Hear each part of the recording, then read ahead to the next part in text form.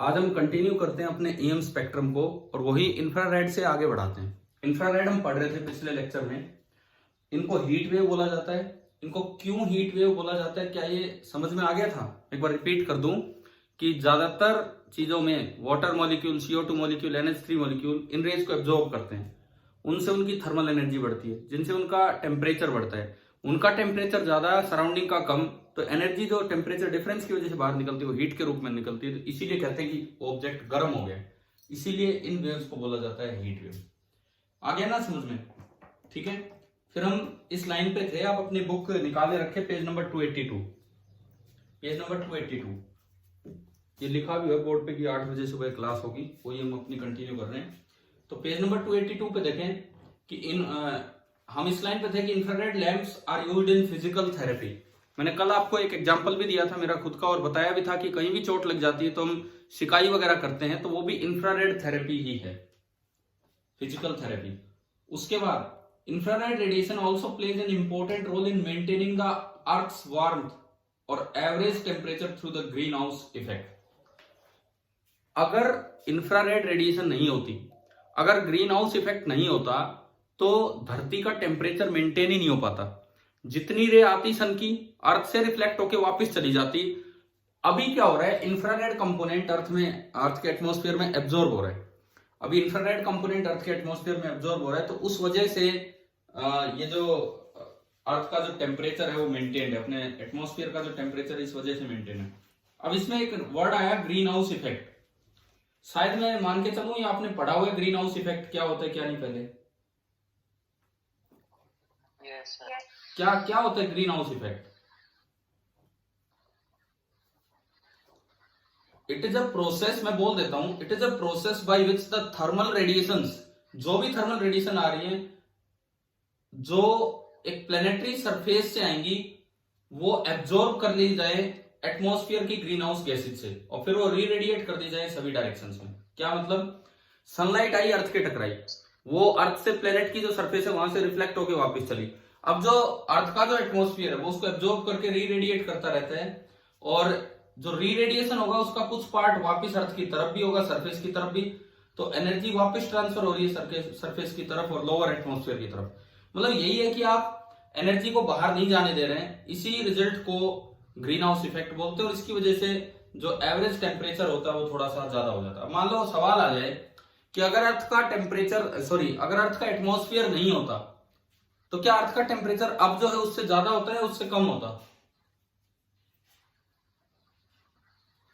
अगर अर्थ का एटमॉस्फेयर नहीं होता तो जो टेम्परेचर है अर्थ का अब जितना है, एटमॉस्फेयर नहीं होता तो क्या इससे ज्यादा होता है इससे कम होता? कम, डेफिनेटली कम, क्योंकि ग्रीन हाउस इफेक्ट नहीं होता। ग्रीन हाउस इफेक्ट नहीं होता तो इंफ्रारेड रे एब्जॉर्ब नहीं हो पाती, और जो टेम्परेचर होता है वो कम होता, ज्यादा नहीं। कई बार बच्चे सोचते हैं कि एटमॉस्फेयर ही नहीं है तो धूप पूरी आएगी। अरे धूप पूरी आएगी लेकिन रुक नहीं पाएगी, वो वापस चली जाएगी। तो इस बात का आप ध्यान रखना, ठीक है। और हमारे एटमॉस्फेयर में जो ग्रीन हाउस गैसेज हैं कौन कौन सी हैं? जैसे एक तो वाटर वेपर्स हैं ग्रीन हाउस गैसेज के रूप में, वाटर वेपर्स हैं, CO2 है, मीथेन है, ओजोन है, ये इस तरह की जो गैसेज हैं, these are greenhouse gases.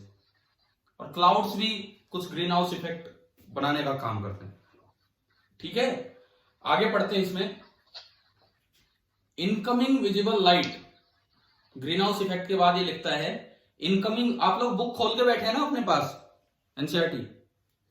ठीक है, तो देखें यहां, incoming visible light which passes relatively easily through the atmosphere is absorbed by the earth surface and re-radiated as infrared longer wavelength radiation। क्या होता है सुनो, इधर देखो, विजिबल की वेवलेंथ ज्यादा है कि इंफ्रारेड की ज्यादा है? एक बार ये बताओ, इन दोनों में विजिबल की वेवलेंथ ज्यादा है कि इंफ्रारेड की ज्यादा है? इंफ्रारेड की। तो जो विजिबल लाइट आती है सन से, जो विजिबल लाइट आती है धरती के टकराने के बाद उसकी एनर्जी थोड़ी कम हो जाती है। अब एनर्जी का फॉर्मूला आपने पढ़ा है, hc/λ। हाँ जी सर, आपकी आवाज बीच बीच में ना बहुत धीरे हो जाती है। क्या सभी को ये प्रॉब्लम आ रही है, आवाज नहीं सुन पा रहे? कट भी रही है थोड़ी थोड़ी। नहीं भाई, बाकी बच्चों को भी सुनाई नहीं दे रहा क्या ठीक ठाक? क्लियर है? तो कई बार यूं हो जाता है किसी आपका एक खुद का नेटवर्क में थोड़ी प्रॉब्लम हुई इस वजह से। अब सुनो, मैं फिर से और जोर से बोल लेता हूं, सुनिए। इन दोनों में विजिबल लाइट की वेवलेंथ कम है और इंफ्रारेड की ज्यादा है। तो एनर्जी किसकी ज्यादा है? एनर्जी का फॉर्मूला होता है एच सी बाई लेमडा। ये पढ़ेंगे हम आगे क्वांटम में, एच सी बाई लेमडा। तो लेमडा जिसका ज्यादा है एनर्जी उसकी कम है। तो इंफ्रारेड की एनर्जी कम है और विजिबल की एनर्जी ज्यादा है। यहां तक बात आई समझ में? यस। ठीक है। अब सुनो, जो सनलाइट आएगी पहले ज्यादा एनर्जेटिक होगी। तो विजिबल लाइट जब धरती की सरफेस से टकराती है, तो कुछ पार्ट एनर्जी का सरफेस एब्जॉर्ब कर लेती है। अगर सरफेस कुछ पार्ट एब्जॉर्ब कर लेती है तो जो वापस एनर्जी चलेगी वो एनर्जी कम होगी, जितनी आई थी उससे कम होगी। और एनर्जी अगर कम होगी तो वेवलेंथ क्या होगी? ज्यादा होगी। और वेवलेंथ अगर ज्यादा होगी तो वो विजिबल से किधर शिफ्ट होगी? वो रे, अब कौन सी रे बनी? वो इंफ्रारेड। तो देखो इस लाइन को समझिए, आप क्या कहता है। इनकमिंग विजिबल लाइट, जो आने वाली विजिबल लाइट थी, वो आसानी से पास हो गई थी एटमॉस्फेयर से। Is absorb by earth surface. उसका कुछ पार्ट धरती की सरफेस ने एब्जॉर्ब किया और कुछ पार्ट री रेडिएट कर दिया as infrared, longer wavelength radiation. आया समझ में कि कैसे विजिबल इंफ्रारेड में कन्वर्ट हुआ रिफ्लेक्शन से? ठीक है। अब सुनिए, this radiation is trapped by greenhouse gases such as carbon dioxide and water vapours. अब जब वो लाइट पहले सन से आ रही थी तो वो विजिबल थी, लेकिन अब जब वो टकरा के चली है तो इंफ्रारेड बन गई है। तो उस इंफ्रारेड को इन लोगों ने एब्जॉर्ब कर लिया। इन लोगों ने नहीं, इन गैसेज ने एब्जॉर्ब कर लिया, जो अर्थ के एटमॉस्फेयर में जो गैसेज हैं उन्होंने। कौन कौन सी गैसेज? ये नाम भी दे रहा है इसमें, ये ग्रीन हाउस गैसेज हैं जो भी इसने बताया। अच्छा, अब उसके बाद देखें कार्बन डाइऑक्साइड, वाटर वेपर, ये सब।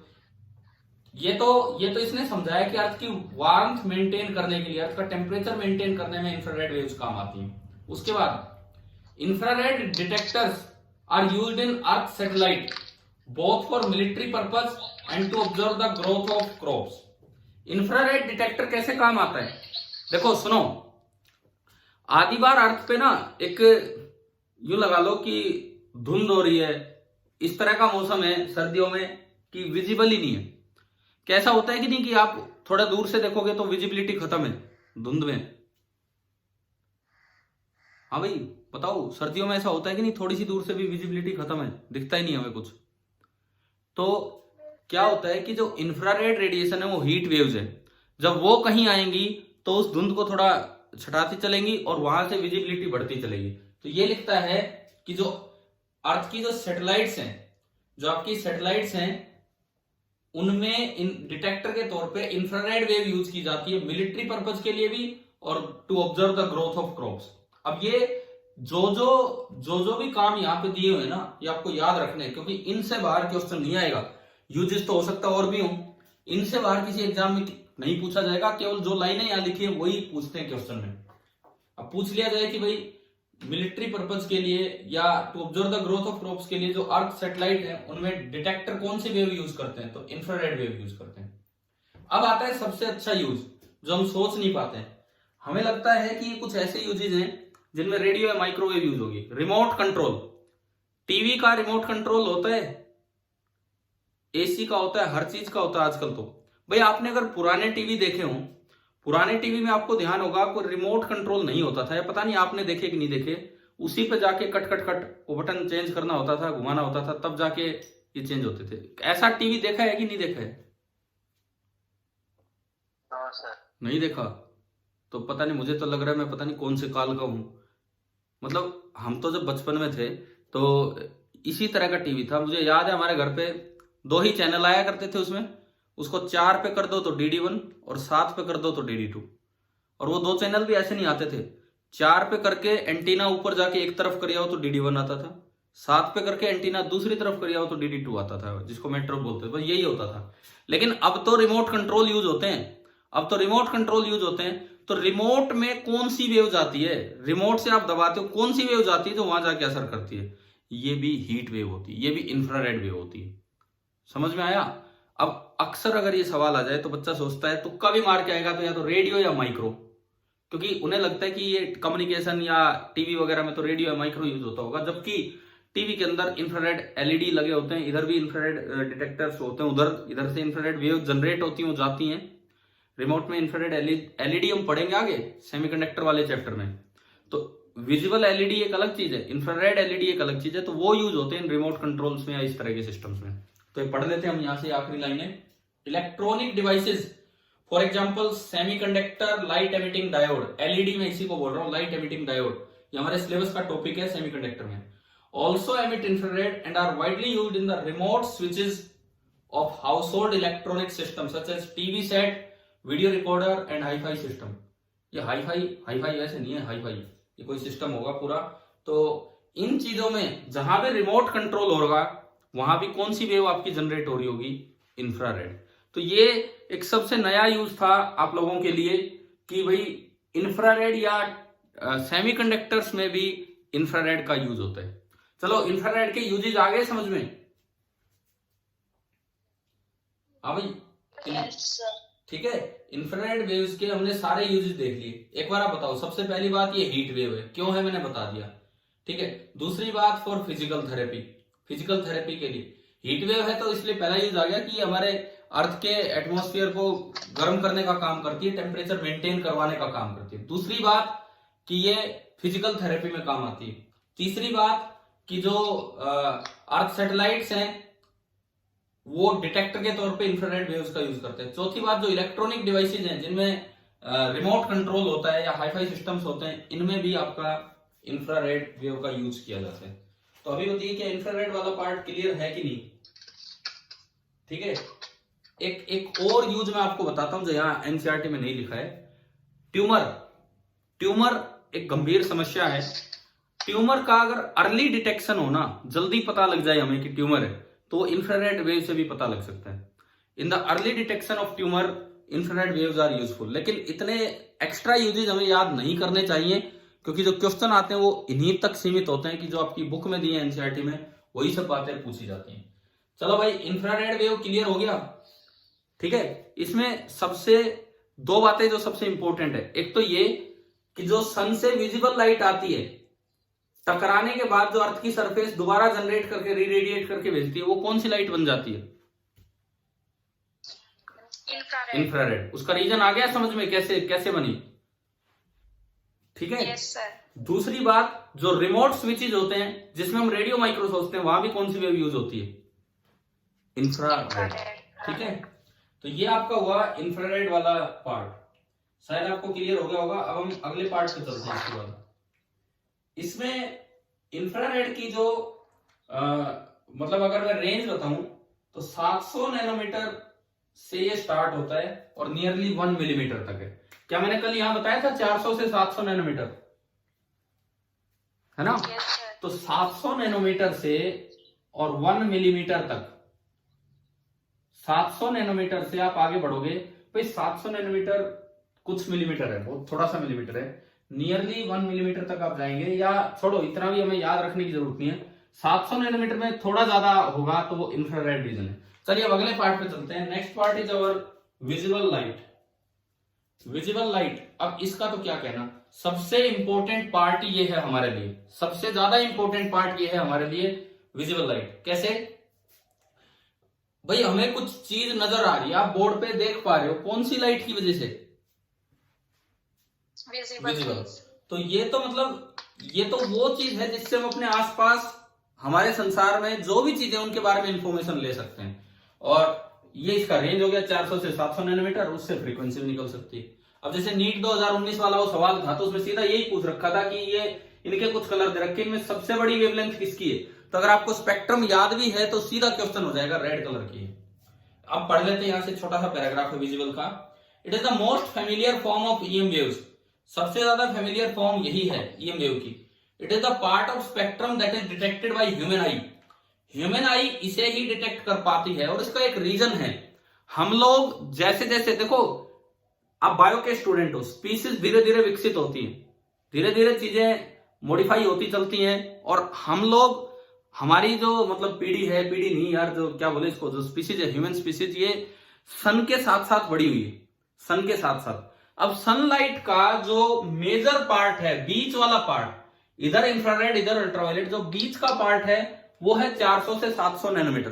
तो हमारी आंखें इस तरह बनी हैं कि हमें वही दिखता है 400 से 700 नैनोमीटर, हमारे लिए ये विजिबल है। अब सन होते हैं, सन के लिए विजिबल थोड़ा इधर है, सन के लिए ये सन कह रहा हूं मैं, सॉरी, स्नेक के लिए विजिबल ये भी रेंज है, इंफ्रारेड भी है। क्या आप हीट वेव को देख पाते हो? कोई तवा रखा हुआ है कि आप देख के बता दोगे ये गर्म है? अरे कोई बर्तन रखा हुआ है, क्या देख के बता देते हो ये गर्म है? No sir. जब तक रेड आउट ना हो, रेड भी विजिबल कलर है, तो आप नहीं बता पाते। परंतु जो स्नेक्स होते हैं उन्हें दूर से दिख जाता है, तो उनके लिए ये रेंज विजिबल में है, हमारे लिए ये रेंज विजिबल में है। अच्छा, इसके बाद आगे इट रन्स फ्रॉम, ये मैंने आपको बता दिया, ये फ्रीक्वेंसी आप निकाल लोगे, वेवलेंथ भी 400 से 700, ये 700 से 400 लिखता है, ये उल्टा चल रहा है इस तरह से, ठीक है। विजिबल लाइट एमिटेड और reflected from objects around us provides us information about the world, ये इसका यूज है कि भाई विजिबल लाइट की वजह से हम चीजों को जान पाते हैं। Our eyes are sensitive to this range of wavelength, हमारी आंखें इसी के प्रति सेंसिटिव है। क्यों सेंसिटिव है? मैंने आपको रीजन दिया कि हम सन के साथ बड़े हुए हैं, सन के साथ साथ हम बड़े हुए हैं, सन को देखते देखते सनलाइट में, तो जो उसका मेन पार्ट है उसके अकॉर्डिंग हमारी आंखें अडप्ट होगी और वो विजिबल पार्ट बन गया। Different animals are sensitive to different range of wavelength, अब अलग अलग जानवर अलग अलग रेंज पे विजुअल पार्ट रखते हैं। For example snakes can detect infrared waves, जो स्नेक होते हैं वो इंफ्रारेड वेव को डिटेक्ट कर पाते हैं। And the visible range of many insects extend well into the ultraviolet, देखो कुछ जानवर ऐसे हैं जो अल्ट्रावायलेट को भी डिटेक्ट कर लेते हैं, स्नेक्स ऐसे हैं जो इंफ्रारेड को भी डिटेक्ट कर पाते हैं, ह्यूमन बीइंग्स ऐसे हैं जो केवल 400 से 700 नैनोमीटर को ही डिटेक्ट कर पाते हैं।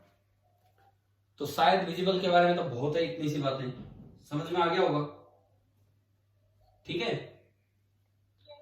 ठीक है, जो फोटोसिंथेसिस प्रोसेस होती है प्लांट्स में, थोड़ा सा मैं बायोलॉजिकल पॉइंट बॉटनी का पूछता हूं, जो फोटोसिंथेसिस प्रोसेस होती है प्लांट्स में वो कौन से पार्ट की वजह से होती है? Green part, chlorophyll. मींस मैं केवल यही जानना चाह रहा हूं, इंफ्रारेड, विजिबल कि अल्ट्रावायलेट?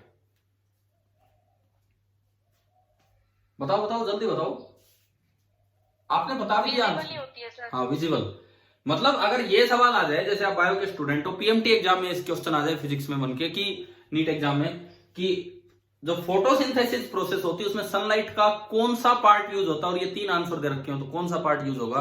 विजिबल। हमारा विजन और प्लांट्स की फोटोसिंथेसिस ये साथ साथ बनी है, ये चीजें साथ साथ विकसित हुई हैं धरती पे, और सब जो सन का बीच वाला पार्ट है उसको यूज कर लेते हैं। तो सन लाइट जो आ रही है उसका बीच वाला पार्ट है 400 से 700 नैनोमीटर, तो ये वाला पार्ट यूज हो गया। क्या विजिबल तक की बातें समझ में आई यहां तक? Yes sir. ठीक है, अब देखो विजिबल लाइट पढ़ने के बाद आप एक बार उस टेबल पे आओ जो हमने अभी उसमें नहीं पढ़ा, इंफ्रारेड में, उस टेबल पे ये जो सामने ही बनी हुई है, इंफ्रारेड के बारे में लिखा है 1 मिलीमीटर टू 700 नैनोमीटर। मैं आपको यही बता रहा था कि वो 700 नैनोमीटर से 1 मिलीमीटर तक जाती है, आप याद कर देना, ठीक है। उसके बाद प्रोडक्शन, इंफ्रारेड का प्रोडक्शन क्या है? पूरा एटम। अब देखो एक डिफरेंस है, एक ये काम की बात है जो उस टेबल में ली गई है, इलेक्ट्रॉन एक्सेलरेट करे तो रेडियो वेव जनरेट हो रही है, एक कंडक्टिंग वायर में इलेक्ट्रॉन एक्सेलरेट करे तो रेडियो वेव जनरेट हो रही है, लेकिन अगर पूरा एटम ऑसिलेट करे तो कौन सी वेव जनरेट होती है? ये भी एक बड़ा अच्छा पॉइंट है।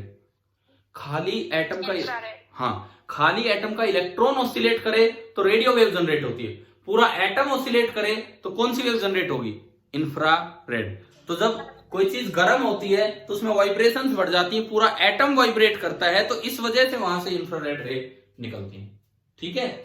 तो ये जो है ना vibration of atoms and molecules, ये दरअसल हॉट बॉडीज के लिए है।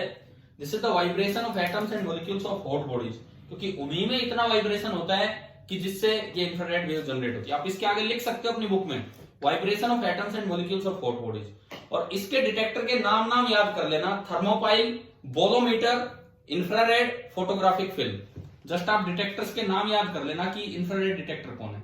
फिर हम लाइट पे आए, लाइट विजिबल, मतलब लाइट का मतलब ये विजिबल की बात कर रहे हैं, तो विजिबल में रेंज देता है 700 नैनोमीटर से 400। अच्छा, विजिबल लाइट का source, electrons in atom emit light when they move from one energy level to another energy level। अब बताता हूं, आपको मैं नजर आ रहा हूं, आपको मैं नजर आ रहा हूं, तो क्यों नजर आ रहा हूं? यहाँ जो एनर्जी है, यहाँ जो एनर्जी है, वो एनर्जी लेके, रूम एनर्जी लेके मेरे बॉडी के जो इलेक्ट्रॉन्स है वो बार बार एक्साइट होते हैं। जब वो डी एक्साइट होते हैं, जब वो एक्साइट होने के बाद डी एक्साइट होते हैं, भाई बाहर से विजिबल लाइट आ रही है, उसको लेके मेरी बॉडी के इलेक्ट्रॉन्स एक्साइट हो रहे हैं। जब वो डी एक्साइट होंगे तो उतनी ही एनर्जी वो बाहर निकालेंगे। तो ये जो इलेक्ट्रॉन्स हायर एनर्जी से लोअर एनर्जी में आते हैं, तो तब जो लाइट बाहर आ रही है वो आपकी विजिबल लाइट है। क्या रीजन आ गया समझ में? प्रोडक्शन इंपॉर्टेंट है चारों का, सबका मतलब, ठीक है। और इसका डिटेक्टर के रूप में सबसे अच्छी चीज है आई, हमारी आंखें। हमारी आंखों से हम इनको डिटेक्ट कर देते हैं। और ये लिखता है फोटोसेल। फोटोसेल हम मॉडर्न फिजिक्स में पढ़ेंगे ड्यूअल नेचर वाले पार्ट में। एंड तीसरा है फोटोग्राफिक फिल्म, जस्ट ये नाम याद कर लेना। चलिए भाई आगे बढ़ते हैं। आगे बढ़ने से पहले आप एक बार पॉइंट्स टू पॉन्डर पे आइए, पेज नंबर 285, पेज नंबर 285 निकाल लिया। इसमें ना point number 4 and point number 5 हम पढ़ेंगे। पॉइंट नंबर 4 इंफ्रारेड वेव्स के बारे में है and point number 5 ultraviolet rays के बारे में है। तो point number 4, infrared waves with frequencies lower than those of visible light vibrate not only the electron but entire atom or molecule of the substance। Infrared waves ना केवल electron को बल्कि पूरे एटम को वाइब्रेट करवा देती हैं। This vibration increases the internal energy and consequently the temperature of the substance. उसका टेम्परेचर बढ़ गया, बाहर वाले का कम है, तो उससे हीट एनर्जी बाहर निकलेगी, इसीलिए इनको हीट वेव कहा जाता है। तो शायद आपको ये पॉइंट्स टू पॉन्डर का ये पॉइंट आ गया समझ में, ये वाला पॉइंट। इसमें मेन बात ये है कि इंफ्रारेड वेव जब होगी, वो जब जनरेट होगी, तो वो कैसे जनरेट हो रही है? कहीं से खाली इलेक्ट्रॉन वाइब्रेट नहीं करेगा बल्कि पूरा एटम वाइब्रेट करेगा, ठीक है। और अगला पॉइंट देखो, पांचवा point, the centre of sensitivity of our eyes. हमारी आंखों की जो सेंसिटिविटी है, जिसको हम पहचान पाते हैं, coincides with the centre of wavelength distribution of sun. Sun का जो सेंटर है, सन का सेंटर यही है 400 से 700 नैनोमीटर। सन की जो डिस्ट्रीब्यूशन है, उसका सनलाइट में जो वेवलेंथ का सेंटर है और हमारी आंखों की जो सेंसिटिविटी का सेंटर है, वो दोनों सेम है, कोइंसाइड करते हैं। इट इज बिकॉज, इसका कारण भी दिया है, humans have evolved with vision most sensitive to the strongest wavelength from the sun. भाई हम लोग सनलाइट को देखते देखते बड़े हुए हैं, तो हमारी आंखें इस तरह से डेवलप हो गई है। स्नेक्स हो सकता है वो थोड़ा गर्मी में भी ज्यादा रहे, तो वो लोग इंफ्रारेड को भी डिटेक्ट कर लेते हैं। कुछ और इंसेक्ट्स हैं वो अल्ट्रावायलेट को भी डिटेक्ट कर पाते हैं। प्लांट्स हैं वो सनलाइट के साथ साथ बड़े हुए हैं, तो उनमें फोटोसिंथेसिस प्रोसेस विजिबल जो उसका सेंटर है उससे हो रही है। शायद विजिबल तक का पार्ट आ गया होगा आपको समझ में, ठीक है। Yes sir. इससे अगला अल्ट्रावायलेट। भाई ये बताओ, ये याद हो पा रहे हैं कि नहीं? बिकॉज पढ़ना तो आप लाइन बुक रीडिंग कर ही लोगे, मैं इसीलिए पढ़ा रहा हूं ताकि एक एक पॉइंट याद हो। क्वेश्चन सबसे ज्यादा ईएम स्पेक्ट्रम से बनते हैं इस चैप्टर से, जो आते हैं एग्जाम्स में। नेक्स्ट है अल्ट्रावायलेट रेज, सनलाइट का आखिरी पार्ट। पहले लिखता है it covers wavelength ranging from 400 nanometre to 0.6 nanometre. देखो आप एक चीज याद कर लो, अभी याद हो जाएगा आराम से। ये 400 नैनोमीटर, ये 700 नैनोमीटर, 0.6 नैनोमीटर एंड 1 मिलीमीटर। ये सनलाइट की रेंज बता दी, सनलाइट की range 1 millimetre, 700 nanometre, 400 nanometre and 0.6 nanometre. क्या ये वैल्यूज याद हो जाएंगी अब हमें? यस। अब क्या इसमें सनलाइट की रेंज बनी? 700 नैनोमीटर से 1 मिलीमीटर तक तो इंफ्रारेड, 400 से 700 नैनोमीटर तक विजिबल, और 0.6 नैनोमीटर से 400 नैनोमीटर तक आपकी अल्ट्रावायलेट। आगे ना समझ में? ये अब याद नहीं करोगे तो पूरी साल याद नहीं होगा, क्योंकि मन ही नहीं करेगा बाद में इस टॉपिक को पढ़ने का। तो बेस्ट होगा अभी आज आप क्लास में याद करें, वो ज्यादा अच्छा रहेगा। अच्छा, इसके बाद सुने, ultraviolet radiation is produced by special lamps and very hot bodies. जो कुछ ज्यादा गर्म बॉडीज होती हैं, ये याद रखना, hot bodies produce infrared rays. ये भी एक अच्छा पॉइंट है, hot bodies produce infrared rays but very hot bodies produce ultraviolet rays. आ गया समझ में? ठीक है। The sun is an important source of ultraviolet light. Sun आपको पता है बहुत ज्यादा गर्म है, सन का तो टेम्परेचर बहुत ही ज्यादा है, 10⁻7 केल्विन से भी ज्यादा है सन का टेम्परेचर, 10⁻7 केल्विन से भी ज्यादा है।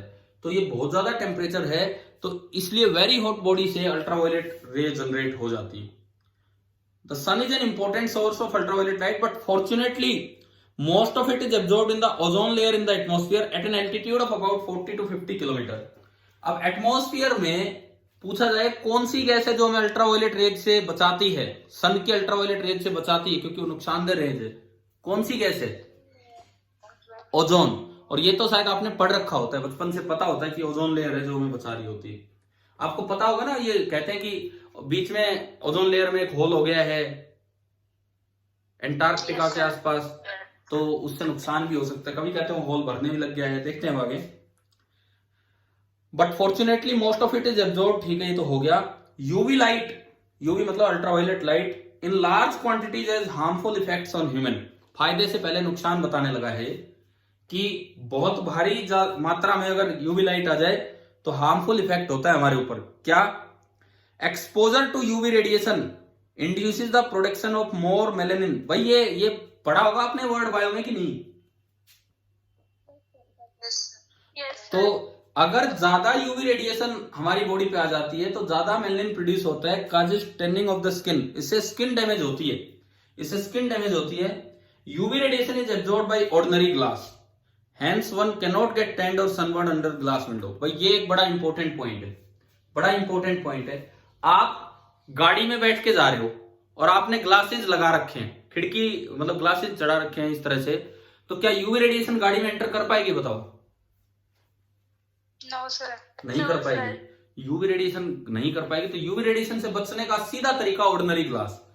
ये बात याद रखना, ये ऐसी बातें अक्सर बच्चे सोचते हैं ना भी ना ऑर्डिनरी ग्लास से तो नहीं बचेगा, ये तो खतरनाक रेडिएशन, ऐसा नहीं होता। ऑर्डिनरी ग्लास ही आपको उससे बचा देती है। फिर भी अगर गाड़ी के अंदर एसी नहीं है तो आप पूरी खिड़कियां बंद नहीं करके चल पाते हो गर्मियों में, क्योंकि होगा क्या, जो विजिबल लाइट बाहर से एंटर करेगी वो अंदर से जब रिफ्लेक्ट होके चलेगी तो कुछ एनर्जी अंदर एब्जॉर्ब होगी, सीट्स ने और इन्होंने आपने कर ली, अब वो बन गई इंफ्रारेड, और इंफ्रारेड रे फिर अंदर ही ट्रैप हो जाती है जिससे गर्मी ज्यादा हो जाती है, इसलिए हमें खिड़कियां खोलनी पड़ती। अच्छा, लेकिन फिर भी एक अच्छा सवाल था कि सिंपल ग्लास भी अल्ट्रावायलेट लाइट को एब्जॉर्ब कर लेता है। अच्छा, उसके बाद welders wear special glass goggles और face mask with glass windows to protect their eyes from large amount of UV produced by welding arc. आपने वेल्डिंग देखी है क्या कभी, वेल्डिंग होते हुए? Yes sir. नहीं देखनी चाहिए, बिल्कुल नहीं देखनी चाहिए। अब मैं बात करता हूं, वेल्डिंग हो रही है, बस ये उसकी तरफ तो ध्यान नहीं दिया है ना, वो जो रेज आ रही है उनकी तरफ। भाई आपको ये पता होगा, जो वेल्डिंग करता है वो अपने मुंह पे एक मास्क सा लगाता है जिसमें बीच में ग्लास विंडो होती है। Yes sir. तो ग्लास विंडो आपको यूवी रेज से प्रोटेक्ट कर रही है, और मास्क बाकी कभी पता लगे वो सीधे आके आपकी बॉडी पे अटैक करे तो उनसे बचने के लिए होता है। अच्छा, उसके बाद ये भी एक क्वेश्चन पूछा जाता है कि वेल्डर्स कौन सा जैसे कौन सी रे से बचने के लिए ये गॉगल्स वगैरह का यूज करते हैं, तो वेल्डर्स कौन सी रे से बचने के लिए यूज करते हैं? अल्ट्रावायलेट रे से, ठीक है ना, ये याद होनी चाहिए चीजें।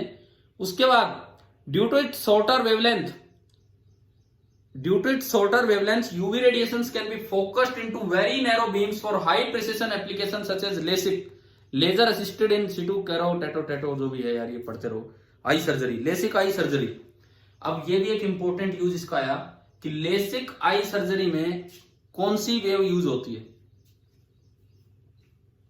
देखो, यूवी रे, क्यों? उसकी बड़ी कम वेवलेंथ है। एक माइक्रोवेव के में भी हमने बोला था शॉर्ट वेवलेंथ है तो आसानी से ये बैंड नहीं हो पाती और ये सब चीजें, लेकिन और भी छोटी वेवलेंथ होने की वजह से यूवी रेज को नैरो बीम्स के रूप में बना के आंख में भेजा जा सकता है, वो फैलती नहीं है, ये नैरो बीम के रूप में चल सकती हैं, और इस वजह से लेसिक आई सर्जरी में यूवी रेज का यूज किया जाता है। अच्छा, उसके बाद UV lamps are used to kill germs in water purifiers. जो वाटर प्योरीफायर होते हैं उनके अंदर भी जर्म्स को, यार अपने घर पे तो आप पानी गर्म कर दो, कहते भाई उबाल दिया पानी, वो तो इंफ्रारेड से आप खत्म कर रहे हो, वो एक अलग चीज है। लेकिन जो वाटर प्योरीफायर होते हैं वो यूवी रेज का यूज करके जर्म्स को खत्म करते हैं। उसके बाद लास्ट में लिखता है ozone layer in atmosphere plays a protective role and hence its depletion by chlorofluorocarbon CFC gas such as freon is a matter of international concern. ये CFC गैस जो लिबरेट होती है, इससे ओजोन लेयर को नुकसान पहुंचा, एटमॉस्फेयर की ozone layer को, और उस नुकसान से हमें नुकसान हो सकता है, क्योंकि अगर ओजोन लेयर खत्म होगी तो बहुत ज्यादा अल्ट्रावायलेट रेज सन की धरती पे पहुंचने लग जाएंगे, और इससे ह्यूमंस को काफी नुकसान हो जाएगा, हमारी स्किन, इवन स्किन कैंसर तक हो सकता है, इस तरह का काम है। तो चलिए, अल्ट्रावायलेट रे का भी काफी यूज आपको आ गया समझ में, ठीक है। अब इसमें जो बेस्ट क्वेश्चन जो पूछा जा सकता है, लेसिक आई सर्जरी में कौन सी वेव यूज की जाती है? यूवी, ठीक है, अल्ट्रावायलेट। और क्यों यूज की जाती है? Because due to its shorter wavelength it can be focused into very narrow beams, ये फैलती नहीं है ज्यादा, तो आंख में आसानी से जाके एंटर कर जाएगी। चलो भाई, अब आगे बढ़ते हैं। यूवी हो गया, समझ में आ गया यूवी, ठीक है। अब इसमें एक चीज, एक और इंपॉर्टेंट बात बताता हूं, अल्ट्रावायलेट, विजिबल और यूवी तीनों की प्रोडक्शन में एक एक डिफरेंस, सॉरी, इंफ्रारेड, विजिबल और यूवी। इंफ्रारेड का प्रोडक्शन कैसे होता है? पूरा एटम ही अगर वाइब्रेट करे, तो उससे जो वेव बनेगी वो कौन सी है आपकी? इंफ्रारेड। अगर वैलेंस इलेक्ट्रॉन मतलब एक्साइट हो गए, डीएक्साइट हो रहे, वैलेंस नहीं, एक्साइट हो गए इलेक्ट्रॉन, डीएक्साइट हो रहे, तो उनसे जो लाइट बनती है, डीएक्साइट जब होगी तो वो कौन सी लाइट है? विजिबल। लेकिन अगर अंदर वाले इलेक्ट्रॉन, इनर सेल इलेक्ट्रॉन भी डीएक्साइट होते हैं, तो उनसे जो लाइट निकलती है वो कौन सी होती है? अल्ट्रावायलेट। आउटर सेल इलेक्ट्रॉन से बनती है विजिबल, इनर सेल इलेक्ट्रॉन से बनती है अल्ट्रावायलेट, और पूरे एटम से बनती है इंफ्रारेड। याद हो जाएंगे ये 3 पॉइंट, ठीक है। अब आप एक बार इस टेबल पे आओ, टेबल पे अल्ट्रावायलेट वेवलेंथ रेंज 400 नैनोमीटर से 1 नैनोमीटर, ये इन्होंने यहां बताया था बुक थ्योरी पार्ट में, 0.6 नैनोमीटर तक आप बोल सकते हो, ठीक है। इसके बाद production, inner shell electrons in atoms moving from one energy level to lower level. अंदर वाले इलेक्ट्रॉन ही, एक्साइटेड नहीं, अंदर वाले इलेक्ट्रॉन ही एक एनर्जी लेवल से लोअर एनर्जी लेवल में उतरते हैं, तो तब यूवी रेज जनरेट होती है, और इसका डिटेक्शन भी फोटो सेल और फोटोग्राफिक फिल्म से हो जाता है। चलो भाई, यहां तक आ गया समझ में, ठीक है। देखो, मेन बात ये है, ये डिफरेंस याद रखो, पूरा एटम वाइब्रेट करे तो इंफ्रारेड, आउटर सेल इलेक्ट्रॉन डीएक्साइट हो तो विजिबल, और इनर सेल इलेक्ट्रॉन डीएक्साइट हो तो कौन सी वेव जनरेट होगी? अल्ट्रावायलेट, है ना, क्लियर है, ठीक है। अब देखो नेक्स्ट, एक्सरे। एक्सरे पे चलते हैं, एक्सरे और गामा रे, 2 पार्ट बचे। X-ray beyond the UV region, UV region से भी आप आगे चले गए, उधर frequency side, like the X-ray region. UV से अगला है X-ray. We are familiar with X-ray because of medical application. यार बचपन से सुनते आ रहे हैं, बोले हाथ टूट गया, बोले भाई एक्सरे करवाने जा रहा हूं, क्या एक्सरे हाथ को जोड़ देता है?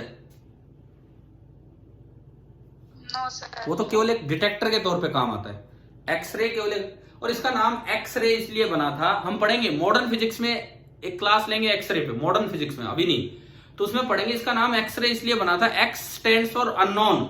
मैथ में जब आपको कोई क्वांटिटी ना पता हो तो लेट इट बी एक्स बोलते हैं कि नहीं ऐसा?